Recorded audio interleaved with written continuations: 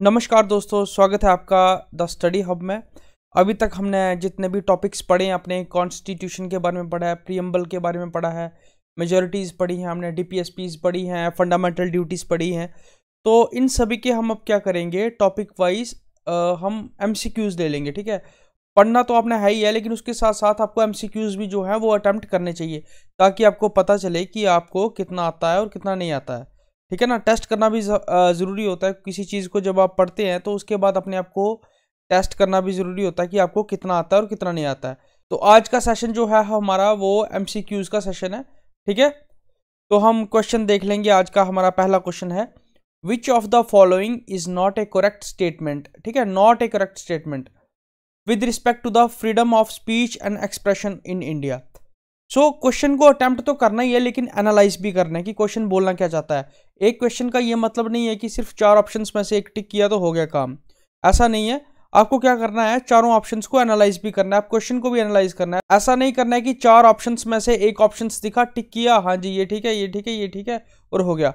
लेकिन बेसिक तैयारी का मतलब क्या होता है कि आपको चारों ऑप्शंस को एनालाइज करना है। एग्जामिनेशन हॉल में आपको किसी एक ऑप्शन को ही टिक करना है, लेकिन जब आपको टेस्ट करना है अपने आप को, जब आपको एमसीक्यूज अटेम्प्ट करने हैं, जब आपको प्रैक्टिस करनी है एमसीक्यूज की, तो आपको चारों जो ऑप्शंस हैं उनको एनालाइज करना है कि ये क्यों दे रखे हैं। तो इसके बेसिस पे हम एनालाइज भी करेंगे और अटेम्प्ट भी करेंगे, प्रैक्टिस भी करेंगे। तो हमारा पहला एमसीक्यूज क्या बोलता है, which of the following is not a correct statement with respect to the freedom of speech and expression in India. So freedom of speech and expression article 19, article 19 कहाँ आता है, फंडामेंटल राइट्स में। और fundamental rights कहाँ आते हैं, part 3 में। ठीक है, अभी तक आपको क्वेश्चन का जो एनालिसिस किया उससे आपको ये चीजें पता चल गई। तो it is enshrined in part 3 of the constitution, हाँ बिल्कुल ठीक है। बी बोलता है, it is not an absolute right to express own thoughts freely. तो कोई भी जो हमारा फंडामेंटल राइट है भाई, वो एब्सोल्यूट तो कोई भी हमारा फंडामेंटल राइट नहीं है, तो ये कैसे एब्सोल्यूट हो जाएगा, तो ये भी ठीक है। It can not be curtailed by legislation, क्या कोई भी लॉ बना के आपके फंडामेंटल राइट्स को छीन सकती है पार्लियामेंट, नहीं छीन सकती। ठीक है, हाँ इमरजेंसी के टाइम जो है सस्पेंडेड होते हैं ये, लेकिन कोई भी लॉ बना के जो है पार्लियामेंट आपका ये राइट जो है वो नहीं छीन सकती। तो करेक्ट आंसर क्या हो गया, सी। पहले का करेक्ट आंसर है सी। क्या है, it can not be curtailed by legislations. Right to vote can be place in which of the following categories. Right to vote जो है वो हमारा एक लीगल राइट है, तो चलो मैंने बोल ही दिया, वो हमारा क्या है, लीगल राइट। फंडामेंटल राइट्स जो हैं वो पार्ट 3 में आते हैं हमारे। ठीक है, कॉन्स्टिट्यूशनल ऑब्लिगेशन नहीं है कि आपको डालना ही डालना है वोट, और ना ही ये हमारी फंडामेंटल ड्यूटी है, ये हमारा एक लीगल राइट है। ठीक है, हमारा क्या है, लीगल राइट है, राइट टू वोट। अगला क्वेश्चन जो हमारा है, which among the following is correct regarding the directive principles of state policy. Directive principle of state policy के अकॉर्डिंग यहाँ पे जो स्टेटमेंट्स दिए हैं वो कौन सी करेक्ट है। ये पॉजिटिव इंजेक्शंस हैं, नेगेटिव हैं, जस्टिफिएबल है और नन ऑफ द अबव। आपको पता है कि जो डीपीएसपीज हैं और फंडामेंटल राइट्स हैं, इनमें बेसिक फर्क क्या बताया था आपको, बेसिक फर्क ये है कि जो डीपीएसपीज हैं वो पॉजिटिव ऑब्लिगेशंस हैं। ठीक है, क्या है, पॉजिटिव ऑब्लिगेशंस, और जो फंडामेंटल राइट्स है वो नेगेटिव ऑब्लिगेशंस है। डीपीएसपीज बोलते हैं क्योंकि हमें जस्टिस इंश्योर करना है तो ये चीजें करनी चाहिए। डीपीएसपीज जो हैं वो एक गाइडलाइंस हैं स्टेट के लिए कि स्टेट को ये सब चीजें करनी चाहिए एक वेलफेयर स्टेट बनाने के लिए। ठीक है, एक वेलफेयर सोसाइटी का निर्माण करने के लिए स्टेट के लिए ये गाइडलाइंस हैं, आपको ऐसे लॉज बनाने हैं, आपको ऐसी पॉलिसीज फ्रेम करनी है। लेकिन फंडामेंटल राइट्स एक नेगेटिव ऑब्लिगेशन है स्टेट पे कि आपको ये सब चीजें जो है वो नहीं करनी चाहिए जस्टिस के लिए। ठीक है, जस्टिस जो है वो इंश्योर हो सके तो आपको ये सब चीजें जो है नहीं करनी चाहिए। तो यहां से प्रूव हो जाता है कि आपका जो ऑप्शंस है वो क्या है, ये वाला ठीक है, क्या बाकी सारे जो है वो रॉन्ग है। ये नॉन जस्टिफिएबल है, ये जो डीपीएसपीस है नॉन जस्टिफिएबल है, आपको बताया था। ठीक है, तो जो नेगेटिव इंजेक्शंस हैं वो किसकी हैं, फंडामेंटल राइट्स की, और पॉजिटिव इंजेक्शंस किसकी हैं, डीपीएसपीस की। Who call the governor of state as a federal fireman. अब बताइए फायरमैन कब आता है, फायर की गाड़ी कब आती है, ठीक है, फायर ब्रिगेड कब आती है, जब किसी जगह पे आग लगती है तभी फायर ब्रिगेड को बुलाया जाता है। ठीक है, जब इमरजेंसी की सिचुएशन होती है तभी फायरमैन को बुलाया जाता है, फायर ब्रिगेड को बुलाया जाता है, तभी उनको कॉल की जाती है। तो किसने कहा था गवर्नर को as a federal fireman, according to law, according to constitution, हमें जो गवर्नर का जो यूज़ है, सेंटर को, गवर्नर को एज अ इमरजेंसी यूज़ करना चाहिए, ठीक है। इमरजेंसी में गवर्नर का हमें यूज़ करना चाहिए, लेकिन कभी कभी क्या होता है, सरकारें जो होती हैं अपने पर्सनल बेनिफिट के लिए, अपनी पार्टी बेनिफिट के लिए क्या करती हैं कि गवर्नर का मिसयूज़ करते हैं, गवर्नर ऑफिस का मिसयूज़ करते हैं, जो कि हमें नहीं करना चाहिए। तो कौन कहता है गवर्नर को ऐसे फेडरल फायरमैन, जो कि इमरजेंसी में काम आता है हमारे, ये कहा था राजगोपालचारी, ठीक है। सी राजगोपालचारी क्या बोलते हैं, governor of A state is federal fireman. Who held the portfolio of external affair minister and Commonwealth relations in the first cabinet of free India. जब हमारा देश आज़ाद हुआ तो हमारी जो कैबिनेट बनी पहले, जिसके प्रधानमंत्री जवाहरलाल नेहरू थे, होम मिनिस्टर वल्लभ भाई पटेल थे, राजेंद्र प्रसाद जो थे प्रेसिडेंट थे, और मौलाना अबुल कलाम आज़ाद आई थिंक ये एजुकेशन मिनिस्टर थे, आई थिंक मुझे भी ध्यान नहीं, आई थिंक एजुकेशन मिनिस्टर थे ये। तो इनमें से किस इंसान ने, किस मिनिस्टर ने हमारा एक्सटर्नल अफेयर्स का पोर्टफोलियो और कॉमनवेल्थ जो रिलेशंस थे उनको मेंटेन किया, उसका क्या नाम था? आप नाम बताइए। उनका नाम था जवाहरलाल नेहरू, ठीक है। वैसे आंसर नीचे दी गए हैं, मैं चाहता हूं कि आप आंसर ना देखें, आप एक काम करें, आप अटेम्प्ट कीजिए पहले, फिर आप आंसर देखिए, या पहले एनालाइज कीजिए, फिर आप क्या कीजिए, फिर आंसर देखिए अगर आपको नहीं पता चलता है तो। In which year Indian National Congress put forward the demand of Constituent Assembly? देखिए यहाँ पे आंसर सीधा सीधा है, 1935 में जो कॉन्स्टिट्यूंट असेंबली की डिमांड थी वो अनऑफिशियली रखी गई थी, ठीक है, अनऑफिशियल रखी गई थी।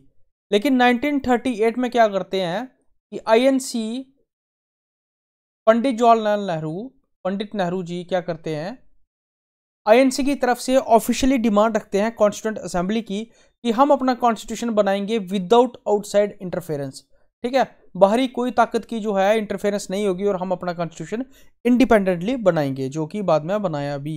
On which date Indian constituent assembly adopted the national flag? अच्छा, नेशनल फ्लैग जो है हमारी कॉन्स्टिट्यूंट असेंबली ने कब अडॉप्ट किया था? जुलाई में किया था, 22 जुलाई 1947। क्या किया था इस दिन? हमारा जो है नेशनल फ्लैग उसको अडॉप्ट किया था हमारी पार्लियामेंट ने या हमारी कॉन्स्टिट्यूंट असेंबली ने। In which judgment supreme court held that preamble is not, ये समझ रहे हैं आप, not the part of constitution. तो आपको बताना है कि किस जजमेंट में सुप्रीम कोर्ट ने बोला था कि जो प्रीएम्बल है वो कॉन्स्टिट्यूशन का पार्ट नहीं है। तो प्रीएम्बल के रिलेटेड बहुत सारे केसेस हुए थे जिसमें प्रीएम्बल को बताया गया था कि ये पार्ट ऑफ द कॉन्स्टिट्यूशन है या नहीं है। तो ये आपको बताना है वो कौन सा केस था।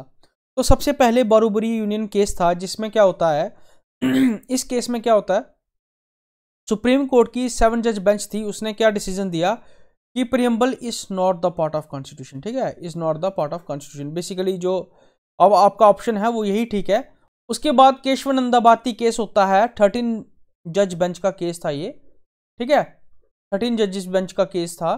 इस केस में जो डिसीजन दिया जाता है उसमें बोला जाता है कि preamble is considered as the part of constitution, ठीक है। प्रीएम्बल को क्या बताया जाता है?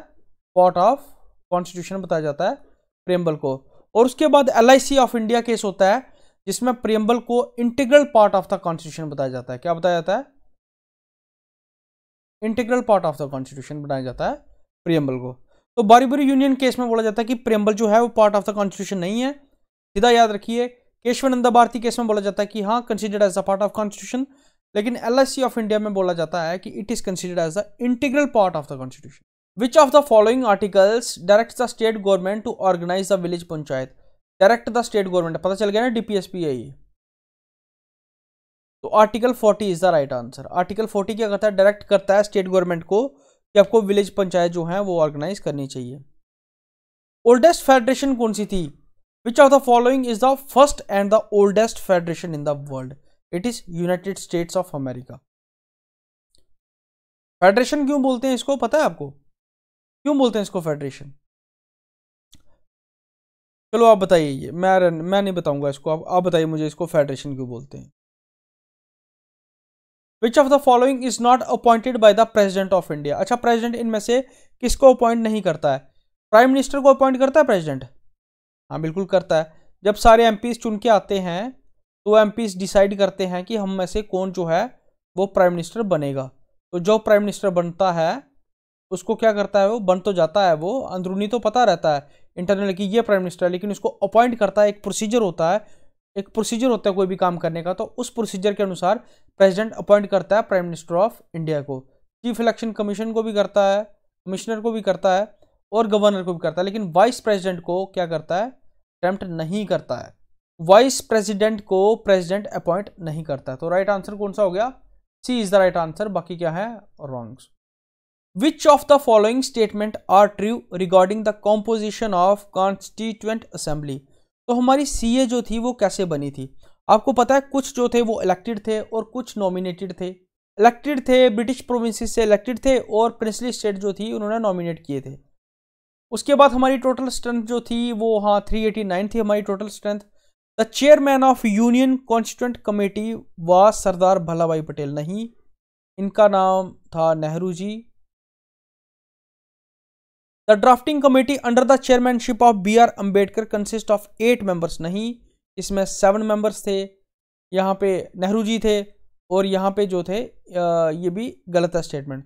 तो सेकंड स्टेटमेंट जो है वो टिक हो जाती है, वो ठीक हो जाती है। तो टोटल स्ट्रेंथ कितनी थी, 389। The idea of constituent assembly put forward first time किसने किया था, M.N. रॉय ने, ठीक है। M.N. रॉय ने क्या किया था, फर्स्ट टाइम जो है कॉन्स्टिट्यूएंट असेंबली का आइडिया आगे दिया था, ठीक है, पुट फॉरवर्ड किया था। Who among the following was the constituent adviser, constituent adviser कौन था, ये तो रिटायर होना चाहिए। B.N. राव जो थे वो कॉन्स्टिट्यूएंट एडवाइजर थे। ये किसके चेयरमैन थे, ड्राफ्टिंग कमेटी के। K.M. मुंशी कौन था, ड्राफ्टिंग कमेटी के मेंबर थे, ठीक है। जवाहरलाल नेहरू कौन थे, यूनियन कमेटी के चेयरमैन थे। Who was the chairman of drafting committee, ये वही आ गया, अंबेडकर जी क्या थे, इसके चेयरमैन थे हमारी ड्राफ्टिंग कमेटी के। Who moved the objective resolution in the assembly on December 13, 1846? Objective resolution को किसने जो था, किसने मूव किया था हमारी कॉन्स्टिट्यूएंट असेंबली में, वो किया था हमारे जवाहरलाल नेहरू ने, ठीक है। और ऑब्जेक्टिव रेजोल्यूशन में क्या था, जो चीज़ें ऑब्जेक्टिव रेजोल्यूशन में थी कि हमारा जो भारत देश होगा वो कैसा होगा, वही आपको कहाँ रिफ्लेक्टेड मिलती हैं, वो आपको रिफ्लेक्टेड मिलती हैं प्रीएम्बल में। आज जो हमारा प्रीएम्बल है वो ऑब्जेक्टिव रेजोल्यूशन पे ही बेस है, ठीक है। जो आप प्रीएम्बल देखते हैं वो ऑब्जेक्टिव रेजोल्यूशन पे ही बेस है। आई थिंक 8 ऑब्जेक्टिव रेजोल्यूशन थे, ठीक है, 8 ऑब्जेक्टिव रेजोल्यूशन थे। ये मूव किए थे जवाहरलाल नेहरू ने कॉन्स्टिट्यूएंट असेंबली में, और इसके विपक्ष में, इसके अगेंस्ट कोई भी वोट नहीं पड़ा था। ये एब्सोल्युटली ऑब्जेक्टिव रेजोल्यूशन जो थे वो पास हो गए थे कॉन्स्टिट्यूएंट असेंबली में, इसके अगेंस्ट कोई भी वोट नहीं पड़ा था। फर्स्ट मीटिंग ऑफ सीए कब हेल्ड हुई थी, फर्स्ट मीटिंग सीए की आपको होता है जो पहली मीटिंग हुई थी वो 9 दिसंबर को हुई थी, और दूसरी कब हुई थी, आई थिंक 11 दिसंबर को हुई थी, ठीक है। पहली 9 दिसंबर को हुई थी और दूसरी 11 दिसंबर को हुई थी। The objective resolution moved by Pandit Jawaharlal Nehru was unanimously adopted by the constituent assembly on, ये मैंने आपको पीछे बता दिया, आई थिंक इसका आंसर 22 जनवरी 1947 में इसको पास किया जाता है, ठीक है, ऑब्जेक्टिव रेजोल्यूशन को। तो इसके साथ ही आपके 3-4 जो हैं और एमसीक्यूज आपके लाएंगे, ठीक है, ज़्यादा भी हो सकते हैं। तो जितना अभी तक पढ़ा है इसके एमसीक्यूज लाएंगे हम, तो आप अटेम्प्ट कीजिएगा, अपने आप को देखिए, टेस्ट कीजिए अपने आप को। कोई भी चीज़ है जब वो बनती है तो उसको टेस्ट करना भी ज़्यादा ज़रूरी हो जाता है। जब आप कुछ मतलब अपने अंदर कुछ इन्फॉर्मेशन आप स्टोर कर रहे हैं तो उस इन्फॉर्मेशन को टेस्ट करना भी ज़रूरी होता है, जिससे पता चलता है कि वो इन्फॉर्मेशन कितनी स्टोर है आपके अंदर। तो ठीक है, तो this is all about today's MCQs. Thank you so much and God bless you all.